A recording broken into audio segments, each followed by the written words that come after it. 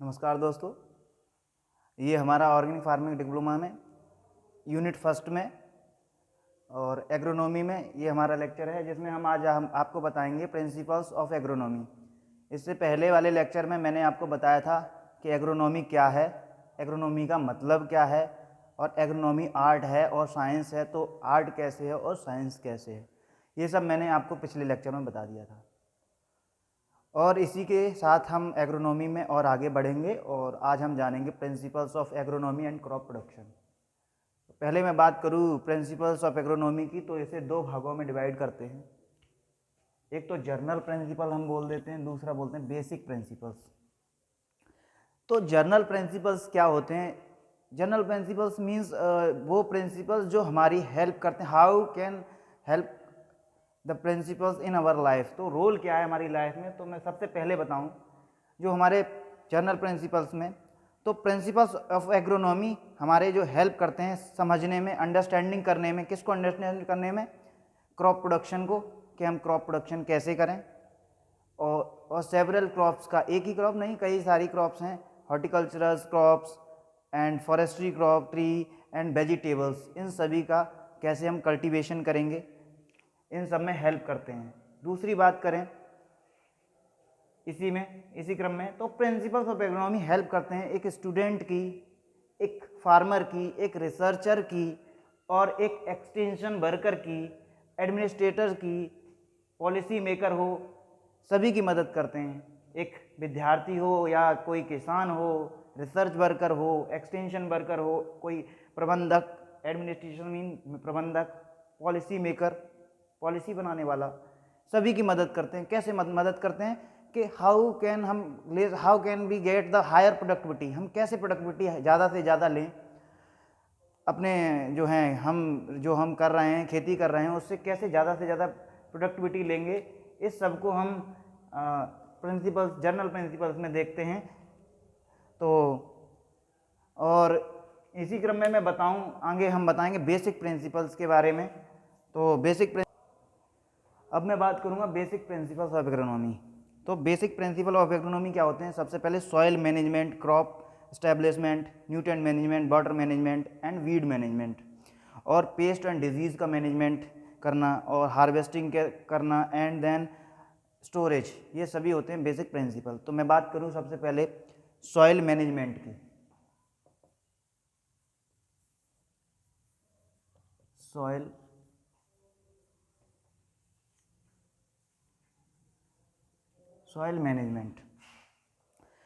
Management, soil का management कैसे करेंगे? सबसे पहले अगर हम सॉइल का मैनेजमेंट नहीं करेंगे तो हम प्रोडक्शन कैसे ले सकते हैं? सबसे पहले सॉइल का ही मैनेजमेंट करना पड़ेगा हमें। अगर हम सॉइल के अनुसार नहीं चलेंगे तो जो है सॉइल से न्यूट्रिएंट लेती है, सॉइल से ही पौधा संबंधित होता है, क्रॉप वहीं एस्टेब्लिश होती है। तो सबसे पहले हमें सॉइल का मैनेजमेंट करना पड़ेगा। सॉइल का मैनेजमेंट कैसे करेंगे? सबसे पहले हम करेंगे, क्रॉप को सिलेक्ट करेंगे किसके अनुसार? जैसी हमारी सॉइल है उसके अनुसार। तो सबसे पहला लिखता हूँ मैं,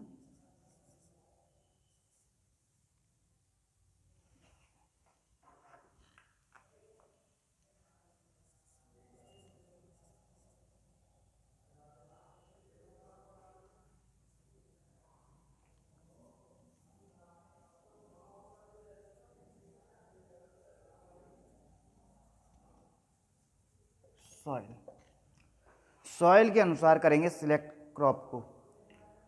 कैसी हमारी सॉइल है? अगर हैवी सॉइल है, इसको दो भागों में सॉइल को भी डिवाइड करते हैं, सॉइल हैवी और लाइट। सबसे पहले सॉइल, तो सॉइल में टेक्सचर्स के अनुसार सॉइल को डिवाइड किया गया है। सॉइल में अलग अलग टेक्सचर होते हैं, सैंड होती है, सिल्ट होता है एंड क्ले होता है। सैंड माने बालू, सिल्ट और क्ले, तीन चीज़ें होती हैं। तो बालू जहाँ होती है वहाँ बलुई भूमि, वहाँ अलग क्रॉप ली जाएगी। सिल्टी सॉइल होगी वहाँ अलग भूमि में अलग क्रॉप ली जाएगी, एंड क्ले सॉइल में अलग रहेगा। तो ये तीनों का अलग अलग स्ट्रक्चर बनाती हैं। तो हैवी सॉइल क्या होती हैं? सबसे पहले हैवी सॉइल बताता हूँ मैं आपको। हैवी सॉइल्स होती हैं वे भूमि जहाँ पर क्ले पार्टिकल की अधिकता होती है। वहाँ जहाँ क्ले पार्टिकल्स की अधिकता होगी हैवी सॉइल्स होंगी। और इन सॉइल्स में क्या होगा? इन सॉइल्स में जो है चिपचिपापन,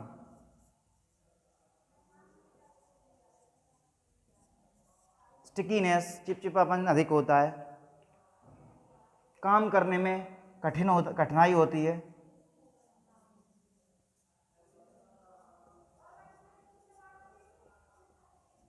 काम करने में कठिनाई होती है और यहाँ पर पानी की अधिक अवशोषक होती हैं।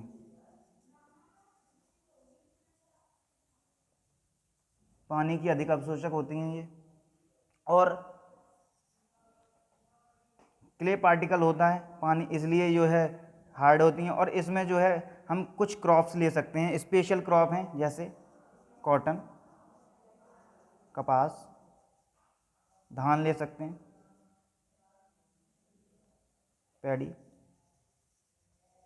और इसमें हम ले सकते हैं ज्वार ले सकते हैं, ठीक है ना। इसे हम सोरगम बोलते हैं, सोरगम। इसमें हम ये क्रॉप्स ले सकते हैं। तो क्ले हैवी सॉइल्स में क्या होता है? क्ले होती है जिससे इसकी कंसिस्टेंसी यानी चिपचिपापन ज़्यादा होता है। काम करने में ये कठिन होती हैं, पानी की अधिक अवशोषक होती हैं। और इसमें जो है कॉटन, धान और ज्वार, ये सब हम ले सकते हैं क्रॉप्स। एंड देन मैं बात करूं दूसरी की, बात करूं लाइट सॉइल की। तो लाइट सॉइल जो होती है ना, इसमें बालू की मात्रा, सैंड की मात्रा अधिक होती है। बलुई होती हैं तो यहाँ पर हम वैसी क्रॉप्स लेंगे जो बलुई भूमि में होती हैं। और ये जो है इनका सॉइल टेक्सचर मोटा होता है, मतलब मोटे कण होते हैं सॉइल टेक्सचर में। बालू मोटे कण की होती है, इसमें क्ले की मात्रा बहुत कम पाई जाती है। तो ये लाइट सॉइल होती हैं। इनमें भी हम क्रॉप्स ले सकते हैं बहुत सारी। लेकिन अगर हाँ, एक चीज़ मैं बता दूं आपको, हैवी सॉइल में, तो हैवी सॉइल का जो है सबसे ज़्यादा फर्टाइल, हैवी सॉइल जो होती हैं सबसे ज़्यादा फर्टाइल होती हैं लाइट सॉइल से ज़्यादा उर्वर।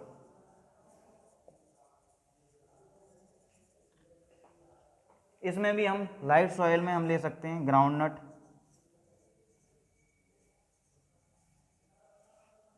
पोटैटो,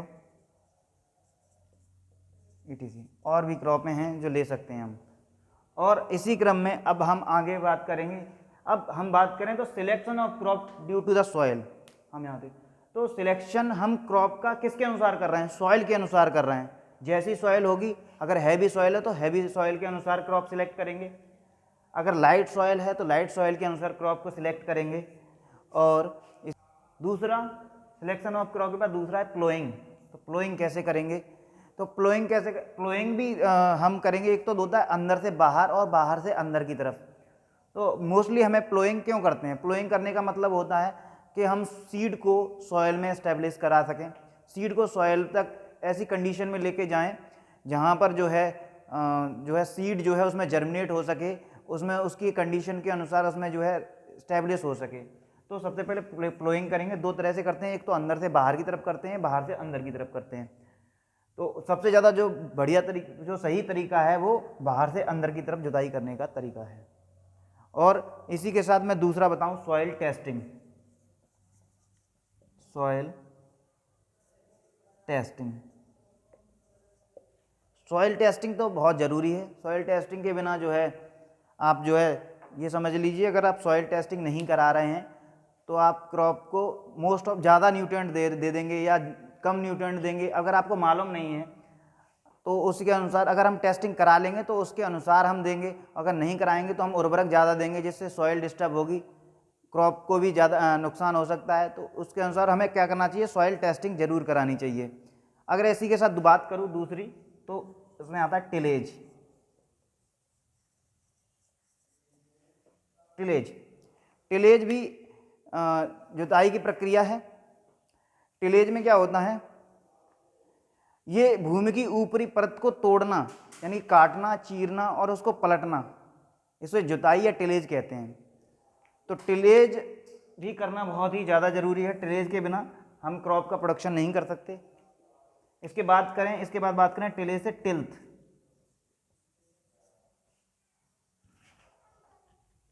टिल्थ टिल्थ क्या होता है? टिल्थ होता है फिजिकल कंडीशन सॉइल की, जिसमें हम अगर क्रॉप बो रहे हैं तो उसके सीड के अनुसार जो है सॉइल को उस कंडीशन में लेके आएँ जिस कंडीशन में हम सॉइल में सीड प्लेस कर सकें, सीड बो सकें, उस कंडीशन को बोलते हैं हम टिल्थ।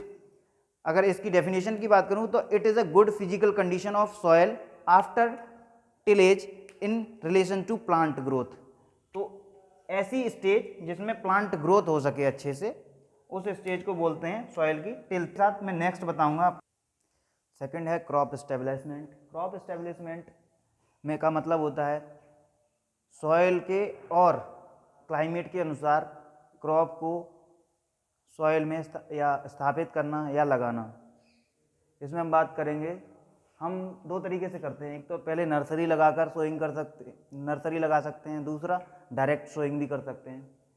नर्सरी, पहले हम नर्सरी को लगाएंगे, नर्सरी लगाने के फिर उसको जो है नर्सरी लगाने के बाद उसको जो पौधे होंगे उनको जो है एक एज के बाद उसको ट्रांसप्लांट कर देंगे किसी दूसरे प्लॉट्स में या दूसरे खेत में।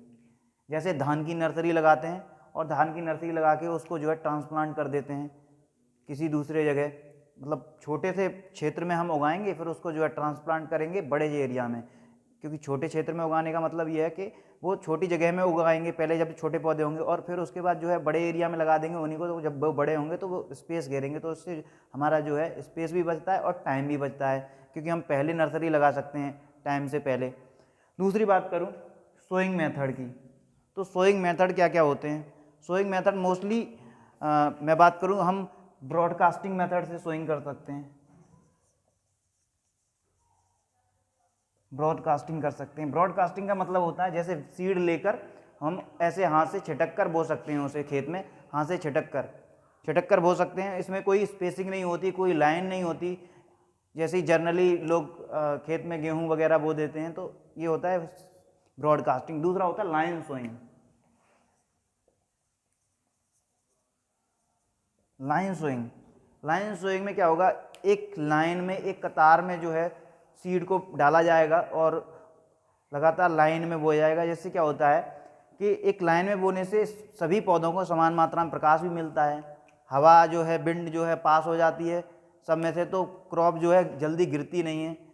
तो और तीसरी बात करूँ रिंग मेथड, अगर ये ट्री में यूज़ करते हैं रिंग मेथड। रिंग मतलब थाला बना देंगे, एक पूरा गड्ढा, पूरा एक गोल बना के उसके बीच में लगा देंगे। तो उससे क्या होगा, उससे जो है पूरा एक स्पेस जो बड़े प्लांट्स के लिए एक स्पेस बन जाएगा, और उस एरिया में हम पानी भी दे सकते हैं, खाद भी उतने में डाल सकते हैं। तो एक पूरा एक पौधे को उस जगह में स्थापित कर सकते हैं। दूसरा ट्रायंगुलर शेप में हम ले सकते हैं, पौधों को लगा सकते हैं ट्रायंगुलर शेप में। हेक्सागोनल भी कर सकते हैं, ऐसे करके 6 पौधे लगा सकते हैं हेक्सागोनल में। डिबलिंग मेथड यूज कर सकते हैं। डिबलिंग क्या होता है, एक तरह का ऐसे बना होता है, इसमें जो है नीचे लगे होते हैं खूंटी डिबलर में। तो इसमें क्या होता है, ये जहाँ भी लगाएंगे लाइन में सोइंग होगी, सीड भी प्रॉपर उतनी ही जगह में पड़ेगा जितना हमें चाहिए। कम सीड लगता है क्योंकि हम जो है इनसे समान दूरी पे ये खूंटी बनी हुई है और उसमें जो है सीड को डालते हैं। और इसी के बाद सीड ड्रिल से भी हम सीड को बो सकते हैं। सीड ड्रिल का उर्वरक भी और सीड दोनों को मिलाकर एक साथ हम लगातार, हमें ज़्यादा मेहनत नहीं करनी पड़ती, मशीन से डायरेक्टली सोइंग हो जाती है। इससे जो है समय की भी हमारी बचत होती है और श्रम भी बच जाता है कि मेहनत कम करनी पड़ती है। बात करें सीड सोइंग की बाद, सीड की क्वालिटी, तो सीड की क्वालिटी का तो बहुत ही विशेष ध्यान रखना चाहिए। अगर हमारा सीड क्वालिटेटिव नहीं है, क्वालिटी वाला नहीं है, तो क्या होगा, जर्मिनेशन नहीं होगा और जो है क्वालिटी नहीं आएगी, सीड में प्रोडक्शन कम होगा हमारा। इसलिए हमें जैसे नॉर्मल किसान को जो है सर्टिफाइड सीड ही यूज़ करना चाहिए, जिससे क्या होगा हमारे क्वालिटेटिव सीड प्रोडक्शन से हमारा प्रोडक्शन अच्छा होगा। बात करें की, तो सीड रेट जो है इसमें बहुत बड़ा रोल प्ले करता है सीड के क्रॉप के प्रोडक्शन में। सीड रेट अगर कम है किसी क्रॉप का, अगर हम कम रखते हैं, जितना रिकमेंडेड है उससे अगर हम कम देंगे तो क्या होगा, सीड कम पड़ने से जो है पौधे भी कम होंगे और पौधे के कम होने से जो है प्रोडक्शन भी कम हो जाएगा। और अगर हम वही सीड ज़्यादा दे देते हैं अगर, तो क्या होगा, ज़्यादा देने से अगर हम ज़्यादा सीड डालेंगे तो वहाँ पर भी जो पौधे हैं हमारे वो स्पेस, उनको एक प्रॉपर स्पेस चाहिए, हर पौधे को लाइट चाहिए, हर पौधे को हवा चाहिए, प्रकाश चाहिए, सब कुछ चाहिए। तो जो पौधे होंगे, जो जगह जिसको 1 मीटर की मान लो किसी पौधे को ज़रूरत है 1 मीटर की, अब उसमें जो है 2 या 3 पौधे लगा दिए हमने, ठीक है, तो 2-3 पौधे लगाने से क्या होगा, ये स्पेस भर जाएगा, ये उन्हें 1 मीटर की जो स्पेस चाहिए था वो नहीं मिल पा रहा। अब ये एक दूसरे को धकेलेंगे, एक दूसरे धक्का देंगे तो इस दूसरे के कंपटीशन करेंगे, न्यूट्रेंट के लिए कंपटीशन करेंगे, न्यूट्रेंट के लिए कंपटीशन करेंगे, लाइट के लिए कंपटीशन करेंगे, वाटर के लिए कंपटीशन करेंगे, कई चीज़ों, ये सब चीज़ों के लिए कंपटीशन करेंगे एक दूसरे। तो क्या होगा, जो प्रॉपर ग्रोथ होनी चाहिए एक पौधे की, वो प्रॉपर ग्रोथ ना होके पौधे स्टंटेड रह जाएंगे, बौने रह जाएंगे, और जो है प्रॉपर खाना न मिलने से प्रोडक्शन पर भी कम हो जाएगा उनका। और इसी क्रम में बात करूँ स्पेसिंग, जैसे मैंने बताया कि स्पेसिंग जो होता है ना, कि किसी भी पौधे की एक रिकमेंडेड दूरी होती है कि इस पौधे से इस पौधे की कितनी दूरी रखी जाएगी, या लाइन में बोल रहे हैं तो लाइन से लाइन की कितनी दूरी रखी जाएगी, ये होती है स्पेसिंग। तो स्पेसिंग भी इसीलिए मैंने बताया था कि रखी जाती है ताकि प्रॉपर मिल सके, लाइट मिल सके, न्यूट्रन के लिए कंपटीशन ना हो पौधों में, इसलिए हम स्पेसिंग, प्रॉपर स्पेसिंग रखते हैं। और इससे में क्या होता है कि जो हवा है वो पास होती है पौधों से, लाइन में अगर बो रहे हैं तो हवा भी पास हो जाती है, जिससे पौधे गिरते नहीं हैं।